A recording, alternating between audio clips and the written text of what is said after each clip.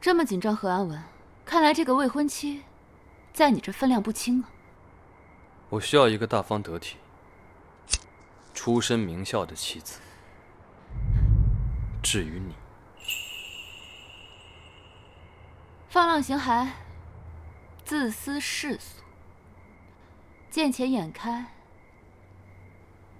對了，還會掌闊父母，品性啊，極其惡劣。